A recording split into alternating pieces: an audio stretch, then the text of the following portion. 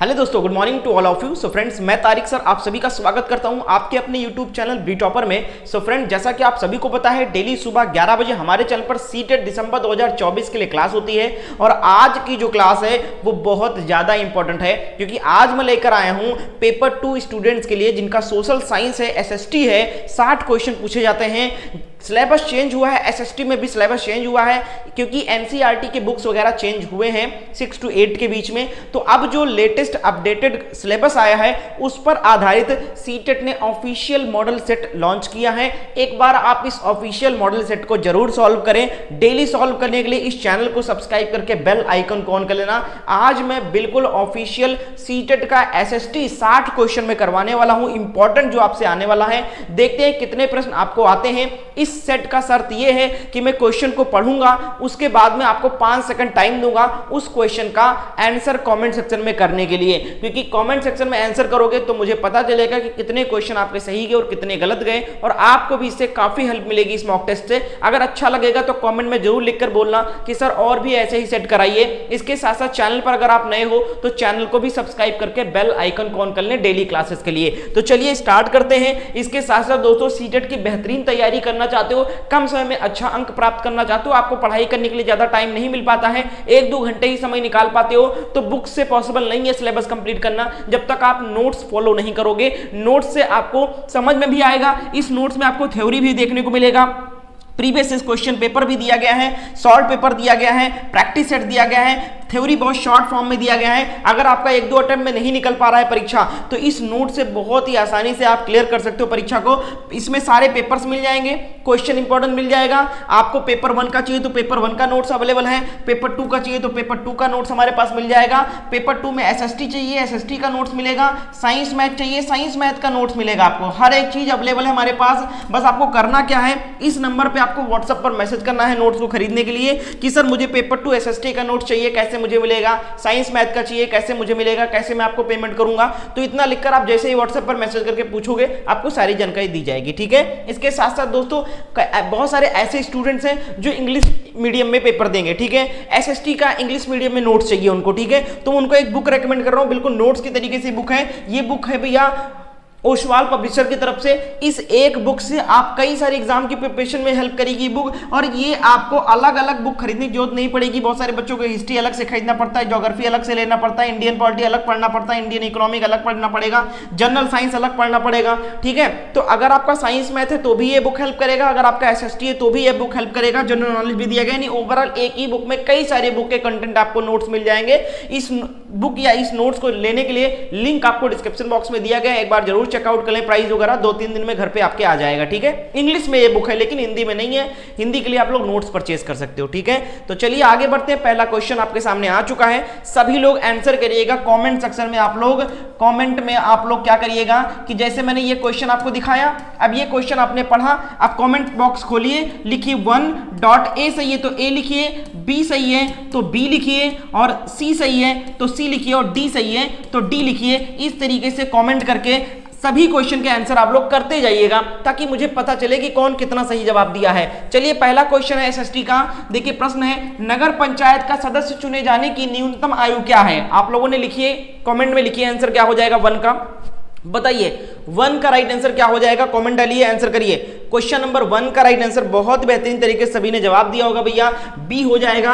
21 वर्ष है भैया। ठीक है। न्यूनतम आयु कितनी है? 21 वर्ष, बिल्कुल करेक्ट आंसर है। Well done. अगला देखो नेक्स्ट क्वेश्चन, क्वेश्चन नंबर 2 डालो कमेंट में। ऑप्शन देखिएगा क्या है, निम्नलिखित में कौन सा लोकतंत्र का गुण नहीं है? क्वेश्चन नंबर 2 का जवाब बताइए कमेंट सेक्शन में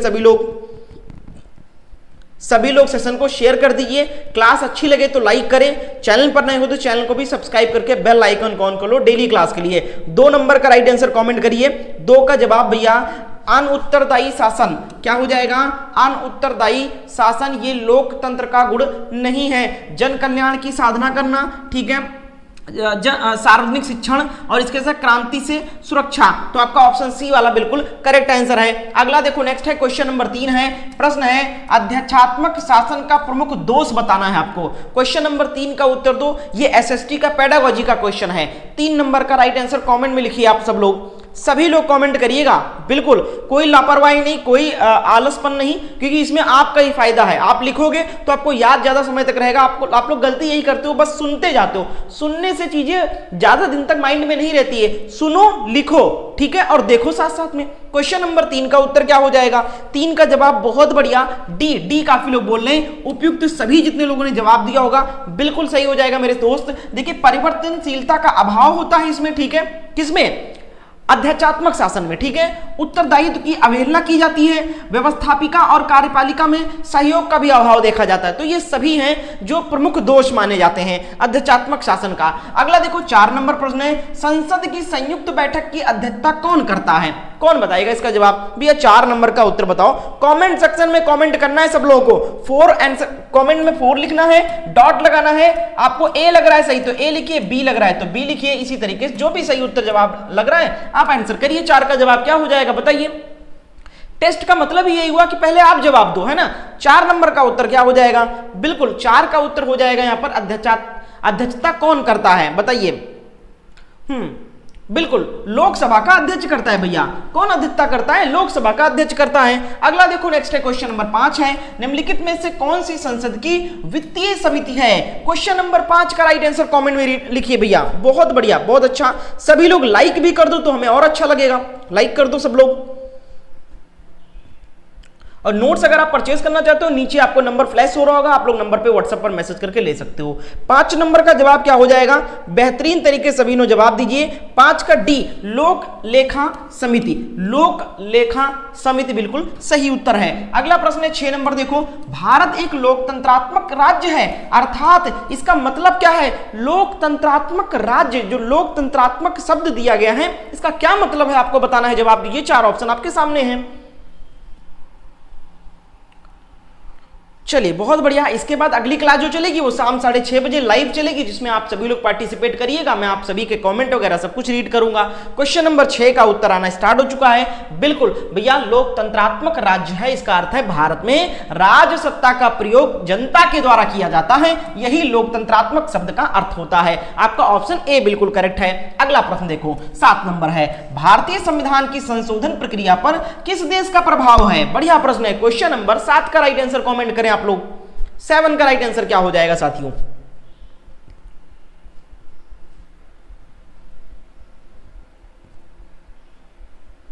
सात नंबर का उत्तर आपका ऑप्शन यहां पर दक्षिण अफ्रीका आना चाहिए भैया।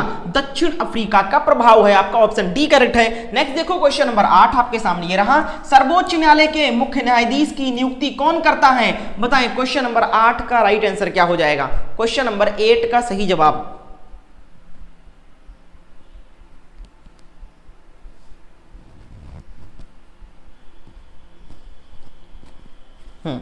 क्या हो जाएगा भैया? राष्ट्रपति करता है। कौन करता है भैया? राष्ट्रपति करता है। आपका ऑप्शन ए बिल्कुल सही है अगर आपने ए लिखा है। अगला देखो, 9 नंबर देखो, भारत में कितने राज्यों में द्विसदनात्मक विधान मंडल है? द्विसदन है, ठीक है। क्वेश्चन नंबर 9 का राइट आंसर बताओ, भारत में कितने राज्यों में पूछा गया है बताइए।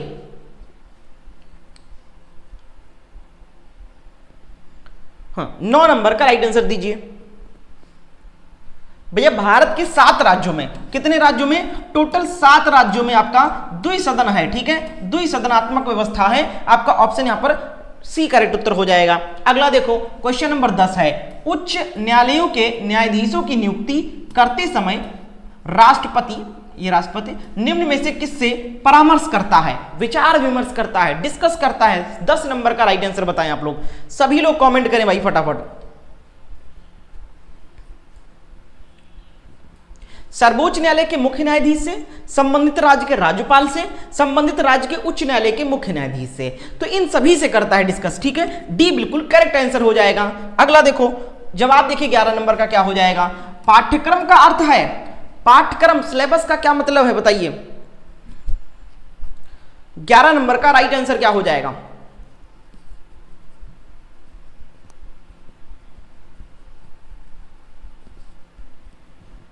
11 का राइट आंसर बिल्कुल क्या हो जाएगा भैया? विषय वस्तु, यानी कंटेंट जिसको कहते हैं, कंटेंट, ठीक है। विद्यालय परिस्थितियों में क्रियाएं एवं अनुभव, विभिन्न प्रत्ययों के से प्रकरण, ठीक है। तो उपयुक्त सभी जो हैं ये पाठ्यक्रम के ही अर्थ प्रकट करते हैं। आपका ऑप्शन डी बिल्कुल करेक्ट आंसर हो जाएगा। पाठ्यक्रम का अर्थ ऑप्शन डी सभी हैं। अगला देखो 12 नंबर है, पाठ योजना की पंचपदीय प्रणाली प्रारंभ की किसने की भैया? जल्दी से बताओ, ये मोस्ट इंपॉर्टेंट क्वेश्चन है, पेडागोजी है एसएसटी का। क्वेश्चन नंबर 12 का राइट आंसर क्या हो जाएगा? कमेंट करें आप लोग।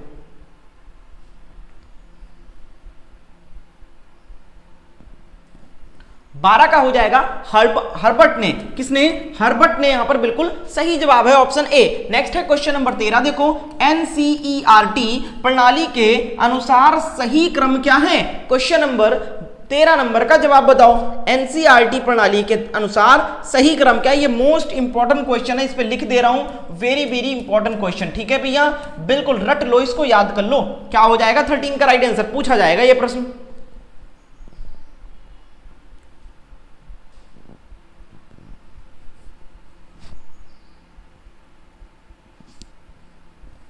क्या हो जाएगा? आपका ऑप्शन बी वाला सही क्रम माना जाता है। बिल्कुल सही है, बहुत बढ़िया। अगला देखो, नेक्स्ट है क्वेश्चन नंबर 14 है, सामाजिक विज्ञान के विषयों के अध्ययन का महत्व इसलिए है क्योंकि बच्चे इसे डैश डैश कर सकते हैं। ये बहुत इंपॉर्टेंट है, ये आपका एसएसटी का पेडागोजी क्वेश्चन है और ये आपको नंबर दिलाएगा। तो ये नंबर आप पा गए, इन क्वेश्चन को सही कर ले गए तो आपके एक्स्ट्रा मार्क्स बढ़ेंगे। क्योंकि भैया हिस्ट्री, ज्योग्राफी, पॉलिटी से जो क्वेश्चन 30 क्वेश्चन आते हैं वो तो सब जानते हैं, रटा रटाया होता है, लूसेंट बहुत सारे बच्चों ने रट रखा है। लेकिन जो इसका शिक्षण शास्त्र क्वेश्चन आएगा 30 क्वेश्चन, वहां पर आपको स्कोर बढ़ाएगा आपका, ठीक है। 14 नंबर का जवाब दीजिए। 14 का उत्तर ऑप्शन क्या हो जाएगा? देखो, लोकतंत्र के बारे में विस्तार से सीख सकते हैं, क्या ये सही है? समाज और उसके पर्यावरण को समझ सकते हैं, यही सही जवाब हो जाएगा। ऑप्शन बी बिल्कुल सही जवाब है। Well done. अगर बी जवाब आया है तो बिल्कुल करेक्ट है आपका। 15 नंबर का उत्तर कमेंट करें सब लोग। मूल्यांकन का निकटतम संबंध होता है, किससे होता है मूल्यांकन का निकटतम संबंध? जल्दी से बताओ भैया, फटाफट जवाब दो।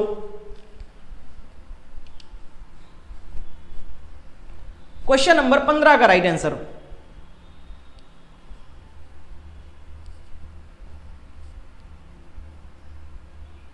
15 नंबर का राइट आंसर हो जाएगा आपका ऑप्शन यहां पर बी। बी उद्देश्यों से। क्या होता है? उद्देश्यों से। मूल्यांकन का निकटतम संबंध किससे होता है भैया?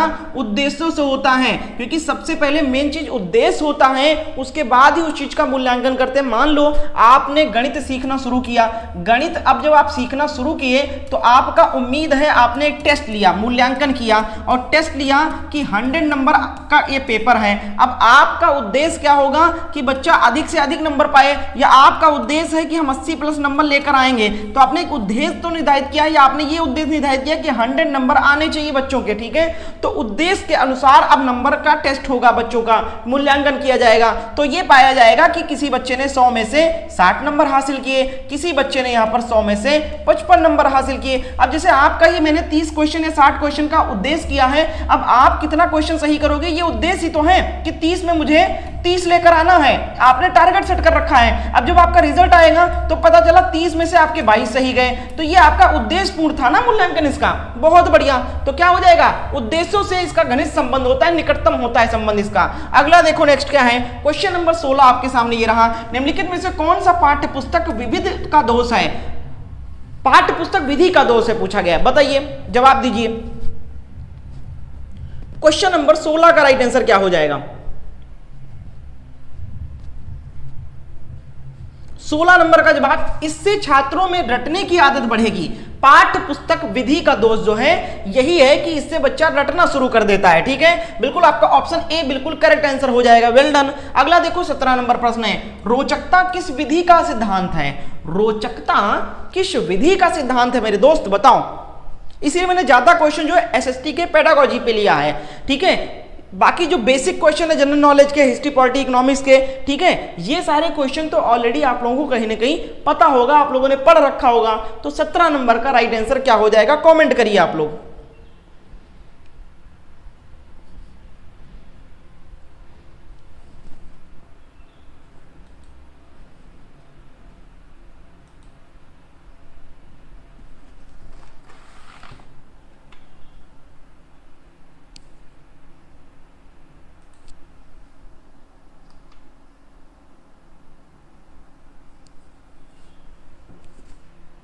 चलिए अब देखिए 17 नंबर का जवाब यहां पर आ चुका है। क्या हो जाएगा 17 नंबर का जवाब जितने लोगों ने सी आंसर किया है भैया, परियोजना विधि। क्या हो जाएगा भैया, परियोजना विधि। यहां पर सी बिल्कुल करेक्ट आंसर हो जाएगा। बेहतरीन तरीके से जवाब दिया सबने। अगला देखो नेक्स्ट है क्वेश्चन नंबर 18 है, कार्य निर्धारण पद्धति है। कार्य निर्धारण पद्धति जल्दी से बताओ। क्वेश्चन नंबर 18 का राइट आंसर क्या हो जाएगा?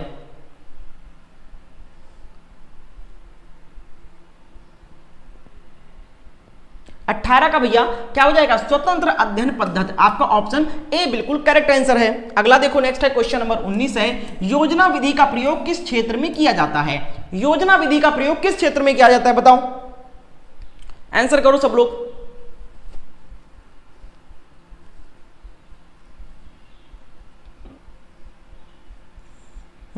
क्या हो जाएगा 19 का राइट आंसर जितने लोगों ने कमेंट किया होगा ए व्यापारिक विधि बनाने में। ठीक है, आपका ऑप्शन ए बिल्कुल सही है। अगला देखो नेक्स्ट है क्वेश्चन नंबर 20 है, दृष्टिगत कौशल का निम्न में से कौन सा घटक नहीं है पूछा गया, ध्यान देना। 20 नंबर का जवाब कमेंट करो सब लोग।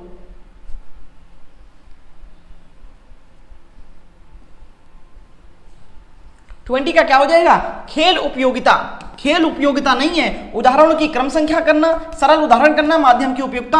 आपका ऑप्शन डी वाला जवाब सही हो जाएगा। Very good. अगला देखो 21 नंबर प्रश्न है, यदि एक परीक्षण उस उद्देश्य का मापन करके करे जिसकी पूर्ति हेतु उसकी रचना की गई है तो उसमें निहित है। क्वेश्चन नंबर 21 का राइट आंसर जवाब दीजिए सब लोग, कॉमेंट करिए भैया।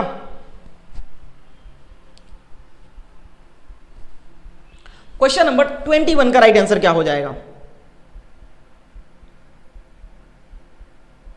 21 का जवाब यहां पर विभेदनशीलता हो जाएगा। विभेदनशीलता आपका ऑप्शन ए सही है। अगला देखो साथियों क्वेश्चन नंबर 22 है, प्रश्न के मूल्यांकन होता है। मूल्यांकन कैसा होता है? मापन, ग्रेडिंग, मूल निर्धारण या इसमें से सभी। क्वेश्चन नंबर 22 का राइट आंसर दीजिए। बताइए। 22 नंबर का राइट आंसर क्या हो जाएगा?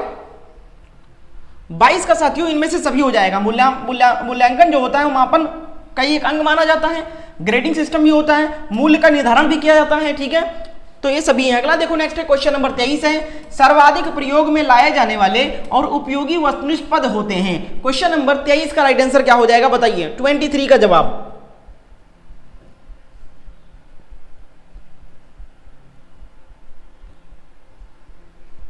ट्वेंटी का उत्तर क्या हो जाएगा?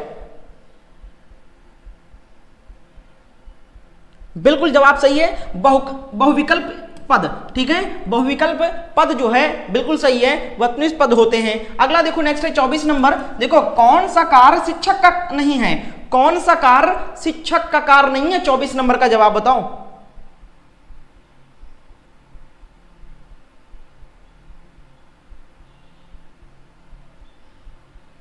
24 नंबर का उत्तर कमेंट करें सब लोग। 24 नंबर का जवाब जितने लोग डी आंसर कर रहे हैं, बजट बनाना ये शिक्षक का कार्य नहीं है। शिक्षक का कार्य नियोजन करना, शिक्षण करना, निर्देशन करना, लेकिन डी वाला नहीं है, तो नहीं पूछा गया तो डी सही जवाब हो जाएगा। बहुत बढ़िया।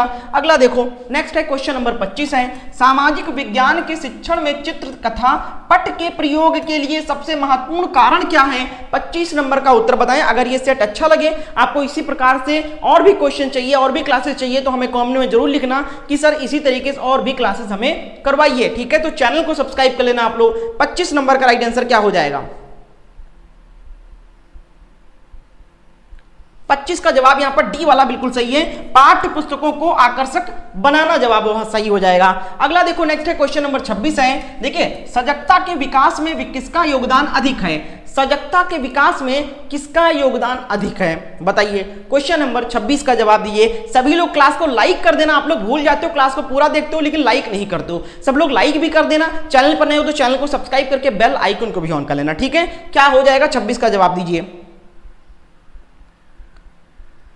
26 का उत्तर हो जाएगा ए, लिखित कार्य का। क्या हो जाएगा? लिखित कार्य का बिल्कुल सही है, योगदान होता है। अगला देखो 27 नंबर प्रश्न है, लिखित कार्य का पूरक है। लिखित कार्य का पूरक क्या है? क्वेश्चन नंबर 27 का जवाब बताओ सब लोग। 27 का उत्तर बताइए।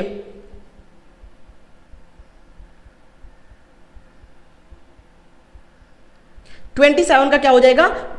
गृह कार्य, लिखित कार्य का पूरक है गृह कार्य, आपका ऑप्शन बी वाला बिल्कुल सही जवाब हो जाएगा। वेरी गुड, 27 का राइट आंसर यहां पर, जितने भी स्टूडेंट्स आंसर यहां पर बी जवाब दिए बिल्कुल सही है। अगला प्रश्न देखो 28 नंबर है, एक अच्छी पाठ्य पुस्तक की विशेषता होती है कि वह, क्वेश्चन नंबर 28 का राइट आंसर क्या हो जाएगा, जवाब दीजिए।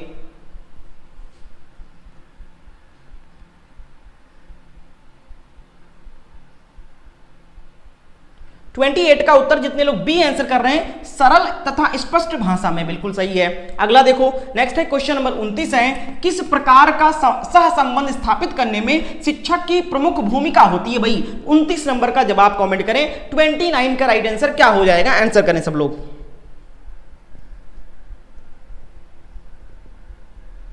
29 का जवाब बिल्कुल डी अगर आया है, उपयुक्त में से कोई नहीं हो जाएगा। ना क्रमबद्धता होती है ना प्रासंगिक होता है, ठीक है, और क्रमबद्ध एवं प्रासंगिक दोनों भी नहीं होता है, तो आपको डी वाला सही है। और आज का लास्ट क्वेश्चन है क्वेश्चन नंबर 30, ये देखें, सामाजिक अध्ययन की सबसे सजीव एवं प्रभावी शिक्षण प्रविधि है। सामाजिक अध्ययन की सबसे सजीव एवं प्रभावी शिक्षण प्रविधि कौन सी है, 30 नंबर का जवाब बताएं। कितने क्वेश्चन टोटल 30 में आपके सही गए, ये भी हमें स्कोर कॉमेंट में लिख के जरूर बताना आप लोग, ठीक है। सभी लोग वीडियो को लाइक कर दें, शेयर कर दें, चैनल पर नए हो तो चैनल को भी सब्सक्राइब करके बेल आइकन को ऑन कर लेना। क्लास कैसा लगा ये भी जरूर बताना।